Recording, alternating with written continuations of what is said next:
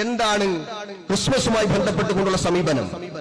ഉണ്ണിയേശു എന്ന പദപ്രയോഗം ഖുൽ ഹുവല്ലാഹു അഹദ് എന്ന സൂറത്തിനെതിരാണത്രേ. ഉണ്ണിയേശു എന്ന വാക്ക് ഇസ്ലാമിക വിരുദ്ധമാണോ?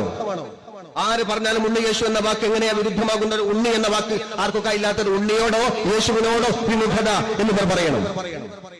ഉണ്ണിയേശു പിറന്നു, ഈസാ അലൈഹി സ്വലാത്തു വസ്സലാം ജനിച്ചു എന്ന കാര്യം തർക്കമില്ലല്ലോ. ഉണ്ണി എന്ന വാക്ക് പല ആളുകൾക്ക് വരുന്നുണ്ട്. ഉണ്ണിമോയ് മുസ്ലിമാണ്, ഉണ്ണിമോയ് മുസ്ലിമാണ്. അപ്പൊ ഉണ്ണി എന്ന വാക്ക് അനിസ്ലാമിക ഭാഷയല്ല.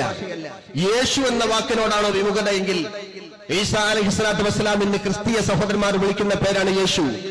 അതുകൊണ്ട് നിങ്ങൾ പറയുന്ന യേശു എന്ന അർത്ഥത്തിൽ യേശു എന്ന വാക്ക് ആരുപയോഗിക്കാത്തത്? മൂസാ അലൈഹി സ്വലാത്തു വസ്സലാമിന് അവർ മോശ എന്നാണല്ലോ പറയാറ്. ഇബ്രാഹിം അലൈഹി സ്വലാത്തു വസ്സലാമിന് അവർ അബ്രഹാം എന്നാണല്ലോ പറയാറുള്ളത്.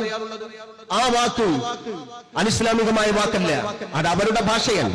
സുറിയാനി ഭാഷയിൽ ഏലി ഏലി ലമ്മാ സബ്ബക്തനിന് ബൈബിൾ പറയുന്നില്ലേ?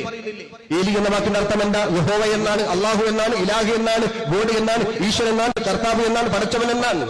അതൊക്കെ മുത്തറാദിഫായ വാക്കുകളാണ്.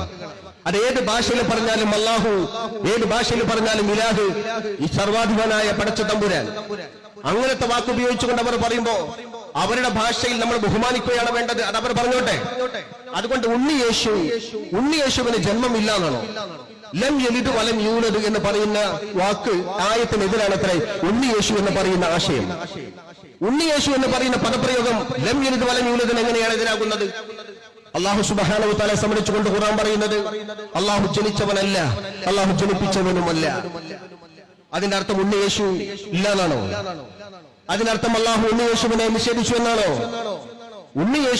യേശു ജനിച്ചു എന്നതുകൊണ്ടാണല്ലോ. ഈസാ അലൈഹി സ്വലാത്തു വസ്സലാം ബത്ലഹേമിൽ ജനിച്ചു എന്നതുകൊണ്ടാണ് ഇസ്രായിന്റെ രാത്രിയിൽ മഹാനായ സയ്യിദുനാ റസൂലുള്ളാഹി സ്വല്ലല്ലാഹു അലൈഹി വസല്ലം തങ്ങളെയും വഹിച്ചു ജിബ്രീൽ അലൈഹി സ്വലാത്തു വസ്സലാം ഒരുപാട് സ്ഥലത്ത് സന്ദർശനം നടത്തിയപ്പോ ഇതേതാണ് ജിബ്രീൽ എന്ന് ചോദിക്കുന്ന സമയത്ത് ആ കാര്യങ്ങളൊക്കെ വിശദീകരിച്ചു കൊടുക്കുമ്പോൾ ആദരവ് സൂചിപ്പിച്ചുകൊണ്ട് അവിടെ സുന്നതസ്കരിക്കുകയും പ്രാർത്ഥിക്കുകയും ചെയ്തല്ലോ സയ്യിദുനാ റസൂലുള്ളാഹി സ്വല്ലല്ലാഹു അലൈഹി വസല്ലം തങ്ങൾ. ഈ സ്ഥലം ചോദിച്ചു, ഏതായത്? ഇത് ബത്ലഹേം എന്ന സ്ഥലമാണ്. ഇവിടെ എന്താണ്? ഇവിടെയാണ് പ്രവാചകരെ ഈസാ അലൈഹി സ്വലാത്തു വസ്സലാം ജനിച്ചത്. അവിടെ വെച്ചുകൊണ്ട് പ്രവാചകൻ ആദരവ് പ്രകടിപ്പിച്ചല്ലോ, പ്രാർത്ഥന നടത്തിയല്ലോ. അപ്പൊ ജന്മസ്ഥലത്തിന്റെ മര്യാദ കാണിപ്പിച്ചു, ജന്മത്തോട് ആദരവ് പ്രകടിപ്പിച്ചു. ഈസാ നബി അലൈഹി സ്വലാത്തു വസ്സലാമിന്റെ ജന്മത്തെ ബഹുമാനിച്ചു, ആ സ്ഥലത്തെ ബഹുമാനിച്ചു. അതിനെ സംബന്ധിച്ചുകൊണ്ട് ഉണ്ണിയേശുവിന്റെ ജന്മം എന്ന് ആ ക്രൈസ്തവ മതവിശ്വാസികളുടെ ആചാരത്തിന്റെ, അവരുടെ വിശ്വാസത്തിന്റെ, അവരുടെ ആഘോഷത്തിന്റെ കാര്യമായിക്കൊണ്ട് അത് പറയുന്നത്, ഉദ്ധരിക്കുന്നത്, ഇക്കാര്യം ചെയ്യുന്നത് എവിടെയാണ് കൂട്ടരെ? ലം യലിദ് വലം യൂലദ് എന്നതിനെതിരാവുന്നത്. പണ്ഡിത ശ്രേഷ്ഠന്മാർ പറയണം. ആ പണ്ഡിത ശ്രേഷ്ഠന്മാർ ഇത്തരം ആയത്തോട് ഉദ്ധരിച്ചുകൊണ്ട് സമൂഹത്തെ തെറ്റിദ്ധാരണകൾ ഉണ്ടാക്കുന്ന വിധത്തിൽ പ്രഭാഷണം നിർവഹിക്കുന്നത് ശരിയല്ല. മതസൗഹാർദ്ദം ആവശ്യമാണ്, അതിൽ നമുക്ക് സംശയമില്ല.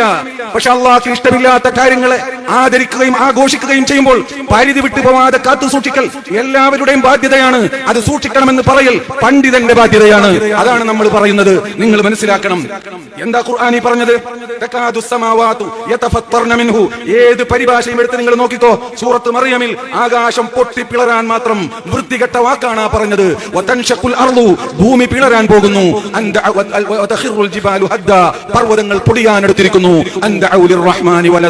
അള്ളാഹ്ക്ക് മക്കളുണ്ട് എന്ന് പറയുന്നത് കേട്ടിട്ട് ആ മക്കളുണ്ട് എന്ന ആശയത്തെ ആഘോഷിക്കുമ്പോൾ നമുക്ക് മതസൗഹാർദ്ദത്തിന്റെ പരിധിയിൽ നിന്ന് നമുക്ക് അവരോട് സഹകരിക്കാം. എന്നാൽ ഇതിനെ ആഘോഷിക്കാൻ ആഹ്വാനം ചെയ്യുന്നത് ഒരിക്കലും ദീനിനോട് നിരക്കുന്നതല്ല എന്ന് കൃത്യമായി ഉമ്മത്ത് മനസ്സിലാക്കിയേ പറ്റൂ. അത് മനസ്സിലാക്കി കൊടുത്തേ പറ്റൂ. നിങ്ങൾ മനസ്സിലാക്കണം. അതാണ് ലം യലിദ്. ലം യലിദ് അല്ലാഹു ആരെയും ഉൽപ്പാദിപ്പിച്ചിട്ടില്ല. തൗഹീദിന്റെ സൂറത്തല്ലേ അത്? വലം യൂലദ് പ്രസവിക്കപ്പെട്ടിട്ടുമില്ല. വലം യകുൽ ലഹു കുഫുവൻ അഹദ് അല്ലാഹുവിന് സമാനമായ ആരും തന്നെ ഈ ലോകത്തില്ല. അതുകൊണ്ട് ഉണ്ണിയേശു എന്ന ആശയം, ആ ആശയമൊന്നും ഇസ്ലാമിന് അംഗീകരിക്കാൻ പറ്റില്ല. ആ കാര്യം നമ്മൾ ശരിക്കും മനസ്സിലാക്കേണ്ടതുണ്ട്. ഇത് പറയാനാണ്, ഇത്തരത്തിലുള്ള ആദർശത്തെ ഇവിടെ സമർത്ഥിക്കാനാണ് ഈ സമ്മേളനങ്ങളൊക്കെ. ആർക്കും ആ കാര്യത്തിൽ സംശയം വേണ്ട. ഇത് നമ്മൾ പറഞ്ഞില്ലെങ്കിൽ പിന്നെ ആരാ പറയാ?